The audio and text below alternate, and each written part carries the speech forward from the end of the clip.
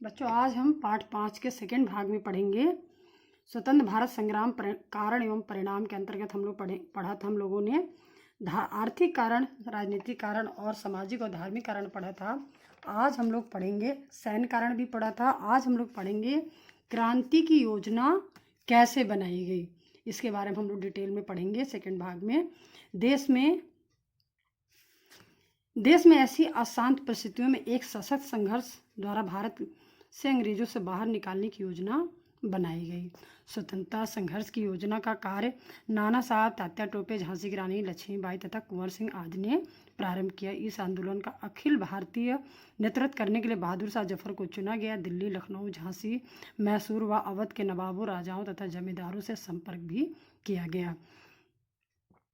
मुगल सम्राट बहादुर शाह तथा उनकी बेगम जीनत महल, अवध के नवाब की बेगम हजरत महल तथा कुंवर सिंह आदि का संगठन बनाया गया। आंदोलनकारियों द्वारा रोटी तथा कमल के फूल को विद्रोह के संदेश का प्रतीक बनाया गया और संघर्ष की तिथि 31 मई 1857 निश्चित की गई।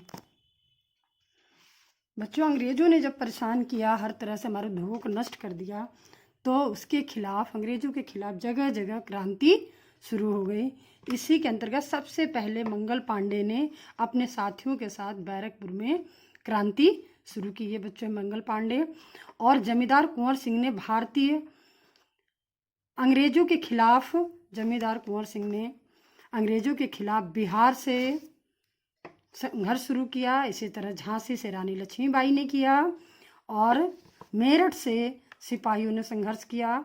इसी तरह बहादुर शाह जफर दिल्ली से संघर्ष शुरू किया और लखनऊ से बेगम हजरत महल ने संघर्ष शुरू किया। इसी तरह कानपुर से नाना साहब ने संघर्ष शुरू किया। इस तरह से हमारे जगह जगह पूरे भारत से विद्रोह, अंग्रेजों के खिलाफ विद्रोह शुरू हो गया। इसी के अंतर्गत बच्चों हम लोग पढ़ेंगे क्रांति की प्रमुख घटनाओं में उत्तर प्रदेश का क्या योगदान है और कहाँ कहाँ से किसने लड़ाइयाँ लड़ी हमारे देश को आज़ाद कराने के लिए, उन सभी के बारे में हम लोग डिटेल में पढ़ेंगे। जैसे बैरकपुर से लॉर्ड कैनिंग ने चर्बी युक्त कारतूस के प्रयोग के लिए भारतीय सैनिकों के साथ धोखाधड़ी की और 29 मार्च सन 1857 को बंगाल छावनी के सिपाही मंगल पांडे ने कारतूस के प्रयोग से मना कर दिया तथा अपने साथियों को विद्रोह के लिए संगठित किया। इसके परिणाम स्वरूप मंगल पांडे को फांसी दे दी गई। इसी के अंतर्गत हम लोग पढ़ेंगे मेरठ में किसने लड़ाइयाँ लड़ी।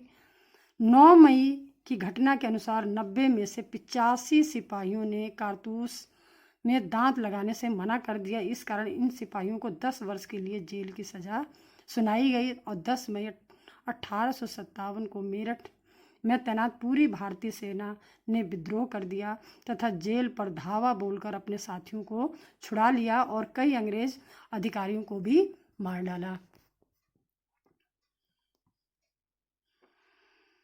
इलाहाबाद, जिसे आप प्रयागराज भी कहते हैं, जून 1857 ईस्वी में लियाकत अली के नेतृत्व में क्रांति का बिगुल बजा, लेकिन जनरल नील ने इस क्रांति का दमन कर दिया। इसी तरह से फैजाबाद में 1857 ईस्वी के स्वतंत्रता संग्राम का फैजाबाद में नेतृत्व मौलवी अहमद उल्ला ने किया और कैंपवेल ने यहाँ के स्वतंत्रता संग्राम को दबा दिया, यानी दमन कर दिया। इसी तरह से बहराइच में राजा हरदत्त सिंह ने बहराइच में क्रांति का नेतृत्व किया, अगुवाई की और उन्होंने अपने बौड़ी के किले से अंग्रेजों का कड़ा मुकाबला किया, लेकिन अंत में वो वीर गति को प्राप्त हो गए। इसके बाद हजारों सैनिकों ने दिल्ली की ओर कूच किया। वहाँ के लोग उनके साथ मिलकर लाल किले पहुँचे। वहाँ पहुँचकर बहादुर शाह द्वितीय को भारत का शासक घोषित कर दिया, लेकिन 4 माह बाद अंग्रेजों ने दिल्ली को पुनः अधिकार प्राप्त कर लिया और बहादुर शाह द्वितीय की मृत्यु 1862 में रंगून में मृत्यु हो गई। यह घटना मध्य भारत तथा रोहिलखंड में आग की तरह फैल गई, जिस कारण बरेली, कानपुर, लखनऊ, वाराणसी तथा झांसी के सैनिकों ने अंग्रेजों के विरुद्ध हथियार उठा लिए। जो बरेली से किसने नेतृत्व किया था? बरेली में खान बहादुर खान ने क्रांति का नेतृत्व किया। उन्होंने स्वयं को नवाब घोषित कर दिया और कैंपबेल के नेतृत्व में यहाँ की क्रांति को दबा दिया गया तथा खान बहादुर खान को फांसी की सजा दे दी गई। कानपुर में नाना साहब ने अपने को पेशवा घोषित कर दिया अजीम उल्ला खां नाना साहब का सहयोगी थे। नाना साहब ने अंग्रेज की सारी फौज को कानपुर से खदेड़ दिया तथा नाना साहब ने आत्मसमर्पण करने वाले सिपाहियों को छोड़ दिया।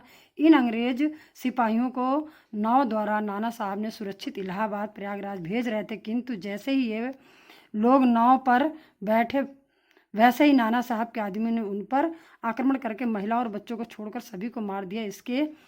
इसके बाद अंग्रेज जनरल ने हैवलॉक ने कानपुर पर कब्जा करके नाना साहब को नेपाल भेज दिया। नाना साहब के बाद जनरल तात्या टोपे ने कानपुर की कमान संभाली, किंतु उनके आदमियों ने उनके साथ विश्वासघात किया, जिसके कारण 1859 में तात्या टोपे को फांसी की सजा दे दी गई। लखनऊ अवध की राजधानी लखनऊ की क्रांति की बागडोर वाजिद अली शाह की बेगम यानी पत्नी हजरत महल ने संभाली। क्रांतिकारियों ने रेजिडेंसी का घेराव कर लिया। अंत में अंग्रेजों का लखनऊ पर आधिपत्य हो गया। बाद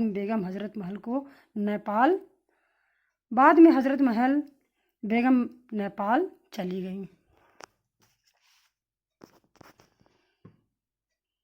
आजमगढ़ में स्वतंत्रता संग्राम का नेतृत्व बाबू कुंवर सिंह ने किया। अतरौलिया नामक स्थान पर उन्होंने मिलमैन एवं डेंस की संयुक्त अंग्रेजी सेना को पराजित किया। युद्ध में लड़ते लड़ते 26 अप्रैल 1858 ईस्वी को उनकी मृत्यु हो गई। अब विलियम टेलर तथा विसेंट आयर ने यहाँ के स्वतंत्रता संघर्ष को दबा दिया। इसी तरह झांसी में झांसी की रानी ने सर ह्यूरोज की सेना के साथ बहादुरी से लड़ी, किंतु झांसी पर अंग्रेजों ने अधिकार कर लिया। कालपी में रानी तात्या टोपे से मिल गईं। उन्होंने एक साथ ग्वालियर सिंधिया पर आक्रमण करके किले पर अधिकार कर लिया। इसके बाद वे सर ह्यूरोज ने ग्वालियर पर अधिकार कर लिया। रानी बहादुरी से लड़ते हुए मारी गई। इसी प्रकार रामगढ़ की रानी अवंतीबाई ने विद्रोह का झंडा खड़ा किया, परंतु अंग्रेजों ने स्वतंत्रता संघर्ष को दबा दिया। इस प्रकार यह महान संघर्ष 1857 ईस्वी में आरंभ हुआ, परंतु 1858 ईस्वी में इसका अंग्रेजों द्वारा दमन कर दिया। बच्चों, आज हम लोग का सेकेंड भाग यहीं ख़त्म होता है।